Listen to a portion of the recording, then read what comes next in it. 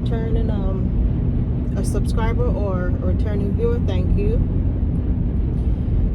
Today I'm just saying, for anyone that's going to Jamaica, I just came back from Jamaica, and I'm trying to give you guys a heads up of what's going on down there.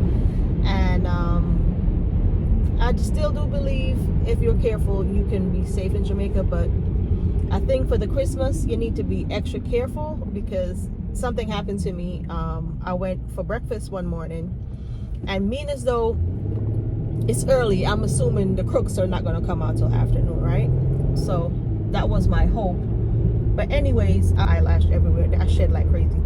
So anyways, I went to get breakfast. It was just simple juicy beef. And no, that's a lie. I went to the ATM first to get some cash. And when I stopped at the ATM, I saw parking on the side, which normally is no parking on the side in Santa Cruz. So I went and I parked on the side, and I didn't realize that I wasn't paying attention the way I should, but I saw a few people on the street. I just assume it's early, nobody out here doing nothing and nobody gonna do anything. So anyways, long story short, I went into the ATM. I went to the ATM. It was a lady coming out of the ATM, and I asked her, was it her phone? When I asked her, I picked it up, and that's when I realized it's a dismantled phone. But the front of the phone looks good, but the back of it was like messed up. Like somebody either picked it up or, whatever. So she said it wasn't her. So I closed the door as usual and started doing my business. I guess they must have been paying attention to me, but I wasn't paying attention to them because I did not see them. So after I went into the ATM, got what I needed. I did get the money. Whenever I get money, I don't usually put it in my purse or my bag. And I try not to travel with that big of a bag anyways when I'm in Jamaica.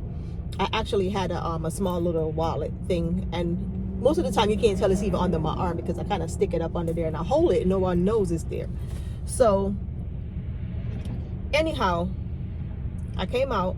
I saw these two guys at the passenger side of the car. So when I saw both of them, car sounds so quiet. When I saw both of them standing there, I was very, alert, but I wasn't afraid and I didn't say anything. I saw them, but because I know the car, if I press it once, it only opens on the driver's side that I was driving, which if I touch it, it'll open all the doors. So what I did was I pressed the button. When I pressed the unlock button, it only opened the driver's side. So at that time, they were still sitting there, and I was coming across. So while I was coming across, the guy that was standing like right by where you open, I'm not sure if he had his hands on it or not, but I did not look because I knew he couldn't open it, and I wasn't close enough for him to open it if I was to get close with the alarm. Anyways, I pulled the door, got in fast. As I got in, I locked the door. So they was both standing there. And I backed up real quick on him where I could have broke his leg or his foot or run over his feet or whatever. I didn't care. I just backed up. But what he also did was when I looked back, they pulled the back, I guess maybe for me to stop and pay attention to that so they could get in the car and I wouldn't realize. They had pulled the back part of like, the back part of my Benz right here. They have a back wiper. It's the same kind they have on the Honda where you could wipe. I guess most cars, if they're big enough or long enough, they have that extra wiper in the back. Well, that one, it wasn't big, but they had one. So anyhow, that was sticking up like, when somebody about to pull it off or take it off. I didn't pay much attention to it. So that's me leaving from the ATM. I thought and thinking that all is well right there. Went back, and I'm trying to remember exactly what I did because I was a little bit shook, but not scared. Because I knew for a fact that I would have run them over or killed them because I'm not going to sit there. And whenever I go to Jamaica, I always have something on me whenever I'm traveling. I'm not stupid, to walk around empty-handed. That's one thing my husband always tells me. So I'm always alert. Even if when I'm here in Florida, I drive with my gun. I drive with my knives. I drive with a machete. I drive with all kind of stuff in my car. So that's besides the point. But anyway, I was like not afraid because I knew that I'm not going to give these people my life. I don't care if they had a gun. I'm jumping out of the car or leaving them with the car or whatever I had to do. So when I backed up fast, though, I thought that was it for them. Then I drove up a little bit further towards Juicy Beef. Luckily, they had parking there, so I backed up again. When I backed up, I didn't see anyone because I'm alert because I want my breakfast. I'm still gonna get my breakfast. I'm not gonna let what they did discourage me or make me scared enough not to pay attention or just drive off and go back home because I'm hungry. And when I got out the car, there wasn't no one again there. It was people out there, but it wasn't them. Because I remember one of them having like a light color shirt on, a yellow shirt. It was yellow, and the other one had like a black with a like a print, like a cartoon print on the front. So I kind of marked them at the time, and I parked, went in. When I came out, the same damn thing was wrong with the back wiper again. So I was paying attention to it this time. So I looked, I saw it.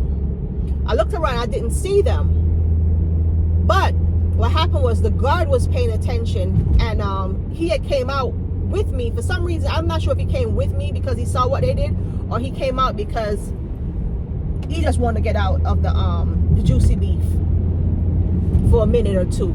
But any given way, when I came out, the guard came out, and then I saw it. So this time I did the same thing again. I did not go back there and put the wiper back on because it didn't make any sense anyways, because the thing is, I'm going to give them enough opportunity to run up on me if they did, you know what I mean? So I did the same exact thing again. I moved kind of fast, and at the same time I moved kind of slow because I recorded that I'll put my food on top of the thing because I had so much food to last me for 2 days. And you know what, something said to me, Julie, don't be afraid, because if you act scary, that's probably when they're going to run up on you. And I did not. I just kept on doing what I was doing, put my food on the car, and then open my door, which only one side did open just the same. And I just picked my stuff up and put it on there. At the same time, I was watching. And the weirdest thing about it was, all I could think about was what my husband always tell me to do whenever in a situation like that. I was going to run their ass over, or I was going to stab them in their damn neck while I was there. Because there's no way, no matter what they said to me, they will have to shoot me and kill me, because I'm not going with anyone in no back bush for them to do what they want to do with me and keep me. So I wasn't going to let that happen to me. So I kind of like just kept on driving. No one followed me because I knew they had no car, because they had on pretty much just raggedy ass clothes. They ain't going nowhere. They're just down there being a menace. So like I said, if you're going to Jamaica, that's all I have to say. Please be careful. My experience, that's one of them so far, and it was quick. And like they said, for the Christmas, they're hungry. Jamaica is not like it was last year or this year, and it's going to be worse next year, because a lot of people are going to go through a lot more than what they're going through right now. And some of these people, they're junkies, because they're not really like professional people that's they're really just junkies. These two particular, I think they're junkies. That's my observation of them. They just want something quick, and they thought I was an easy target, maybe how I looked and what I had on and whatever. And I wasn't dressed up with any jewelry, even though, you know, it was early in the morning. Where am I going? I just had my hair out and looking decent. That's it. But anyway, thank you guys for watching. Like I said, if you're going to Jamaica, please be careful. Do pay attention to your surroundings. Do not just be lollygagging and forget that you need to pay attention and be talking too much and not see what's going on. Even though I wasn't talking to anyone, I was dazed at times, like just thinking, and I had so much to do, so my brain was like working. But I was still vigilant to some degree, and that's what probably saved me from my, you know, getting messed up with these guys. And let me tell you, you should have seen the way I backed up on them. And I did not care, and I reversed back and pull out, because there was another car in front of me, but it wasn't any car behind me. So that was the blessing, and I guess God made that happen for me. So, but if you're going down Jamaica, please be careful, guys, especially the ladies. Be careful, because these men out here, they're picking on us, and they're using us as tools, guinea pigs, whatever. They just think of us less than humans, you know. So please be careful. And if you do like this video, please remember to like, share, subscribe, and turn the notification bell on. I'm just letting you guys know it's not an easy feeling, because then once that had happened, I kind of like felt, you know, a little bit funny, but not worried, because it's not the first time I've been targeted. So, but But I'm just glad that nothing else had happened and I could make it back up here to my kids, because they don't want to go to Jamaica for the holidays. So that's why I ran down there and get what I had to get done, and check out my house and do what I had to do. So you guys have a blessed holidays when it comes, and safe wherever you're at, and enjoy it. And I guess I'll talk to you guys again before the New Year's.